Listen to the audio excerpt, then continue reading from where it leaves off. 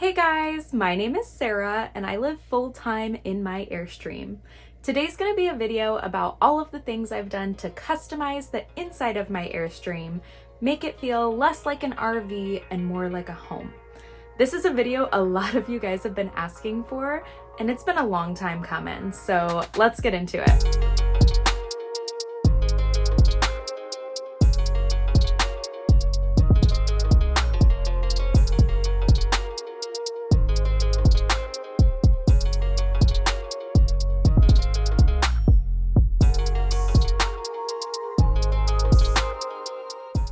From the moment I knew I wanted an Airstream, I went Pinterest crazy. I had so many ideas and created a huge board of all of the things that I wanted to do to my Airstream. Have they all come to life? No, which is why I put this video off for so long. I wanted everything to be beautiful and complete by the time I made this video. But honestly, I have put so much work into this trailer and I have completely transformed the inside, and I'm really excited to share what I've done with you guys. I'm going to talk about all of the interior cosmetic upgrades that I've made to my Airstream, from small things to bigger projects like painting my kitchen cabinets and applying the wallpaper. I'll put times in the description below, so feel free to jump around this video if there's certain things that pique your interest. And as always, I will also put links in the description below to all of the products I talk about in this video. So without further ado, let's talk about all of the work I've done in here. When I first bought the Airstream, I started with smaller, basic things that were beneficial for everyday living. Some of those things included putting an adhesive towel bar on my fridge, an adhesive toilet paper holder in the bathroom, a full-size mirror on my closet door, and I also built a shelf to maximize clothing storage. There's a ton of things I've done and purchased to maximize storage and organize all of my belongings, but that's going to be a separate video in the near future. After checking all of the smaller things off of my list, I moved on to things that changed the overall look of the Airstream and made it more cozy and homey. One of my favorite things that changed the overall look of the Airstream was putting gel filters over the light fixtures. I'm sure there's a way to replace the light bulbs, but I couldn't figure it out. So this was my experimental solution, and it totally worked. I tested out a pack of 4 different colors, and once I chose my favorite, I cut them into small circles and applied them with a clear double-sided tape. It made the space a bit warmer and less white and fluorescent feeling.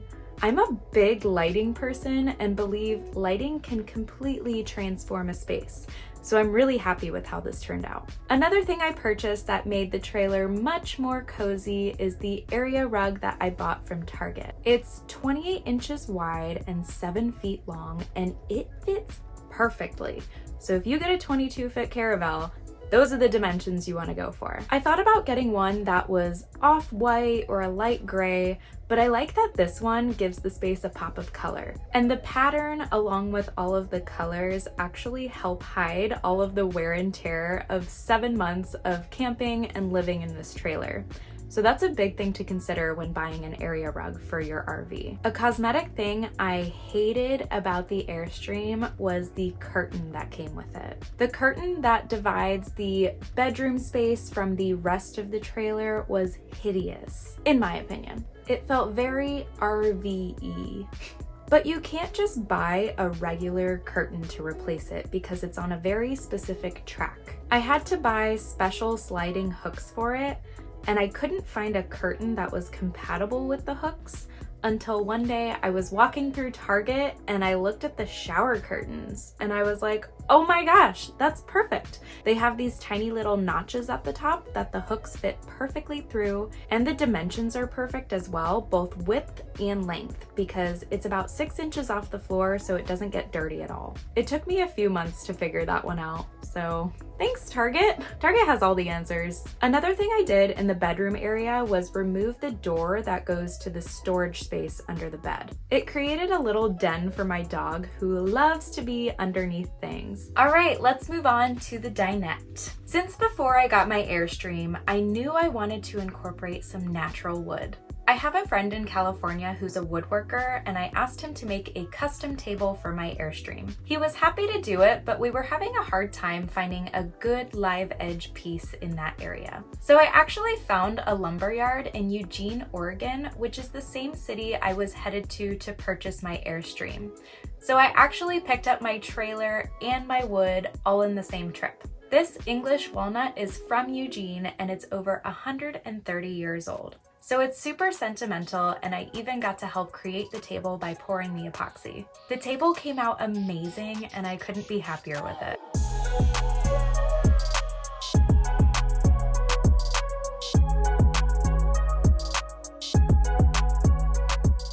My friend also made a desk from the same wood that I can use as an alternative workspace in my bed. And it also doubles as a cute little breakfast in bed tray. The desk was actually a practice piece before making the dinette table. The legs fold in, and it's custom made to fit in the storage space behind my bed when traveling. I also really wanted to replace the dinette cushions for the longest time. I'm not the biggest fan of leather, but it's starting to grow on me. It is easy to clean, which is nice, but it's kind of dark, and I feel like fabric would lighten up the space and also be much more cozy for a full-time living situation. I got quotes from a few upholstery places to make custom covers for them, but it was crazy expensive. I even looked into replacing these with the cushions that come with the Bambi models because they are a softer fabric, but even that was over $1,000. So we are sticking with the black leather for now. So I saved the two biggest projects for last. If anything transformed my space the most, it was painting my kitchen cabinets and installing the wallpaper. I was advised against painting the kitchen cabinets, but it's been 5 months now and they've held up extremely well. This project took way longer than expected. I thought it was going to take about 3 or 4 days, and it ended up being 6. Just applying the tape took an entire day because of all the crevices and funky angles. Since that took so long, I took the risk of not removing the tape between every coat of primer and paint, and the edges still came out surprisingly crisp. Looking so good! I don't remember every little detail of the process since it was so long ago, but here's a quick rundown of it. First, I removed the wall panel next to the kitchen and all of the cabinet doors. Then I lightly sanded everything so the primer would adhere well. This step is super important and you can't skip it when painting laminate cabinets. Then I cleaned them and used a tack cloth to remove any little particles. Applying the tape was a total joy and probably one of the most tedious things I have ever done. Like I said, it took an entire day, and it probably didn't help that I didn't remove any of the appliances, because that was way too much work. I cleaned the cabinets again the next morning before applying the first coat of primer. I let that coat dry for a day, then I sanded, cleaned, and applied a second coat of primer.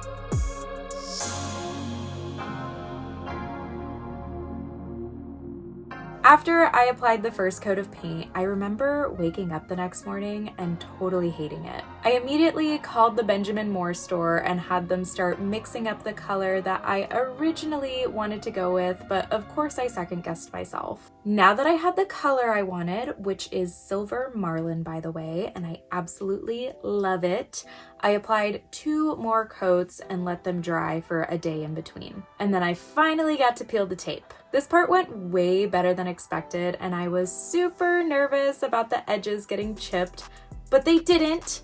I used a wet rag and a razor blade. This was also an extremely tedious and lengthy process, but it was well worth taking my time and making sure I got those nice crisp edges. This was one of those Pinterest board ideas I had way before getting the Airstream, and it was so cool getting to see it come to life, and I still love it every day I look at it. It was just a lot of work. Like, I'm exhausted just talking about it. I also applied some peel and stick backsplash in the kitchen. I wanted to go higher up on the wall, but unfortunately the rivets prevented me from doing that. If I tried applying the backsplash over the rivets, it would create this big air bubble bump thing, and it looked terrible. I tried drilling a test piece to create a hole for the rivet, but it just looked super janky. So I gave up my backsplash dreams and I settled for half of a wall. This is the same reason I didn't apply any wallpaper to the aluminum walls of the Airstream, because those rivets really get in the way and prevent you from doing a lot. I used the brand Smart Tiles. You can get them at Home Depot and they have held up very well for the last few months.